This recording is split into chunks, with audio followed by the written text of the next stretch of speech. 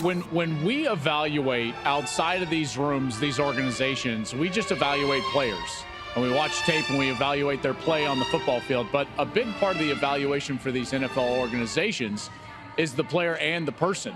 And tonight for Shedeur Sanders, this is a time for some deep self-reflection, because his play on the field would suggest that he should already have been selected. I think we would all agree with that theory, in particular in this quarterback class. There were some quarterbacks their play on the field, probably doesn't warrant the selection over his play on the field. Mickey Loomis here, GM of the Saints. How you doing? Good, how are you, man? Good, been waiting on you. Go! Yeah, we have. It's been a long wait, man. No, for sure. We're going to take you with our next pick right here, man. Yeah. Yes, sir. Let's be legendary. Yeah, but you're going to have to wait a little bit longer, man. Okay. Sorry about that. Sorry about that.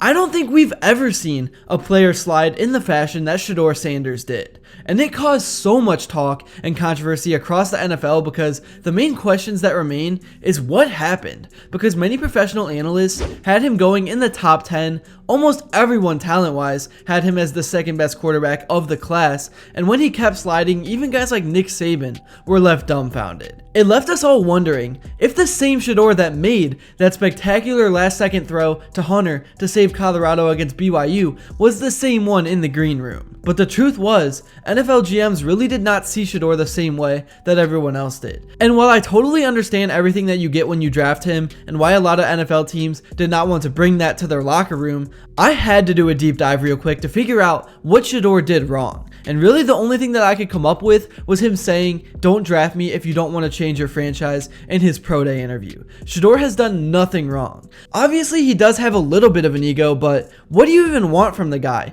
Do you want him to say that he sucks or something? Obviously he can maybe cross the line a little bit with confidence and arrogance, but still, just in terms of pure talent, Shedeur Sanders was one of the best football players in the draft. And he just went number 144 to the Cleveland Browns, which to me was kind of funny because if there was one team that needed to avoid the spotlight and that locker room presence, it was the Browns. But I think it got to a point for Andrew Berry where a Lamborghini was available for purchase for $100, and he just couldn't pass it up. But anyways, back to what I was saying, Shedeur never did anything wrong. Could you imagine how many guys would have folded being thrown into the situation and the life Shedeur was? I mean, he had it all from day one, but he still worked hard and never got into any real trouble. And honestly, we saw the exact same thing with the Ball brothers in the NBA. Was it rough with LeVar Ball for the first few months? Yes, it was, but then he eventually shut up, and now LaMelo Ball has a max contract, and Lonzo Ball would be a solid player if he didn't keep having injury problems. And Deion Sanders doesn't have the time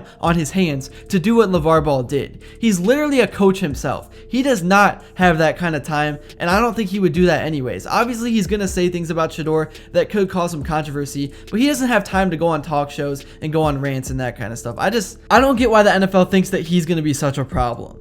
So literally the Browns, at the expense of maybe being under the spotlight for a little bit until everything dies down, just got a top 10 talent in the draft at pick number 144. And the Browns also traded pick number 2 to the Jags in return for pick number 5, which they of course used to take Mason Graham, and they got another first round pick next year that more than likely will be in the top 10 because the Jags are going to suck. So basically the Browns just got 2 top 10 picks this year and 2 top 10 picks next year from just a football and football only perspective and what you are going to get on the field. And with the Browns getting Shedeur Sanders at pick number 144, they have all the leverage now. They have the upper hand in this entire situation. So if they do not want Shedeur to cause problems in the locker room and all that media attention that comes with him, they don't have to. They can tell him to stop doing the watch stuff, the legendary stuff. I don't know why they would feel the need to, because previous teammates of Shedeur have done nothing but praised him. But my point is, the Browns literally had nothing to lose by making this pick, and now the pressure is off for Shedeur. This is like the perfect situation. But back to the whole point of this video, let's look at who Shedeur Sanders really is on the football field compared to the quarterbacks selected ahead of him. Because it's ridiculous that a guy like Tyler Shaw goes ahead of him to the Saints that had 3 long-term injuries and made this throw that went viral at the combine. Like, what were the Saints doing here with this pick? Atrocious move, in my opinion. He was literally in Trevor Lawrence's draft class. Throughout Shedeur's collegiate career, he has thrown for 14,357 passing yards and 134 passing touchdowns. And we all know about his elite accuracy. Sanders' 74% completion rate in 2024 led all FBS quarterbacks. He excels at both short and intermediate throws, showing surgical precision and timing on routes. He also is super smart behind the line of scrimmage with his pre-snap reads and adjustments, and that should instantly be able to translate to the NFL. We all know during his time at Colorado, the Buffs had some atrocious offensive line play, but Shedeur made it work. So imagine what he could do with the Browns O-line that historically over the course of this 20-year rebuild has been one of the decent things with this organization. Anyways, let's look at last season particularly and see what Sanders did numbers wise compared to everyone drafted ahead of him. And just to remind you in case you forgot, the QB selected ahead of him were Cam Ward, Jackson Dart, Jalen Milroe, Tyler Shaw, and Dillon Gabriel.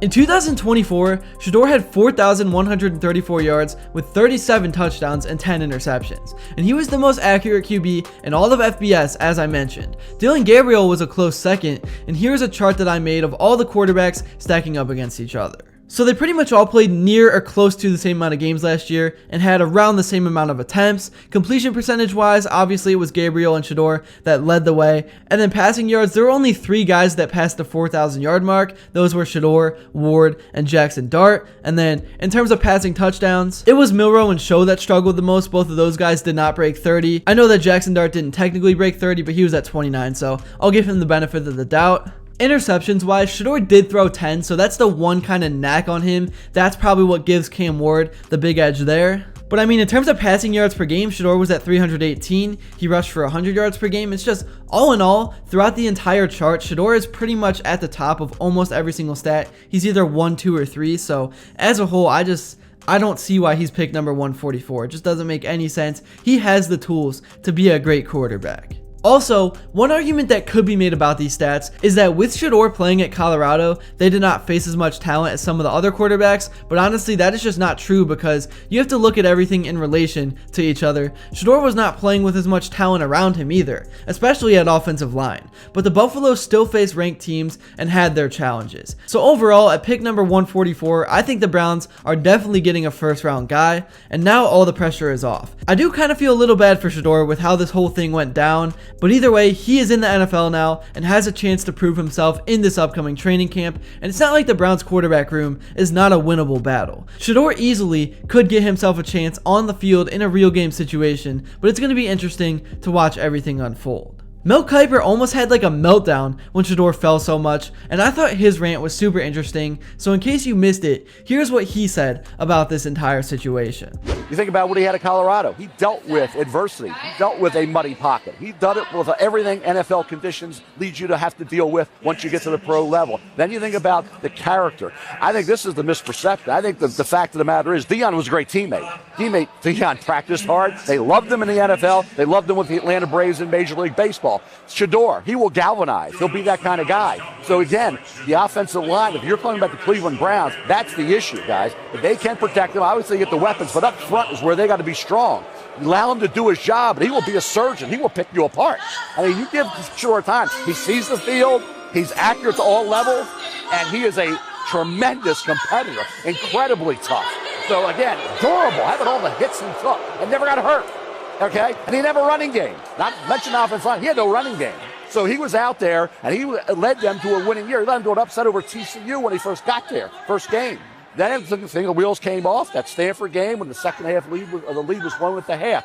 Shedeur Sanders, to me, when you talk about the locker room and the players around him, they love him. That's really all I have to say for this video. Thank you all so much if you made it to this point. If you enjoyed, please be sure to drop a like and subscribe because your support truly does mean the world. And let me know in the comments below what your thoughts are about this entire Shedeur Sanders situation. And also, please let me know what you would like to see next because I'm going to be covering the draft class, the NFL, and just everything as a whole throughout the rest of this offseason. So make sure you never miss another upload. And until next time, I will see you all later.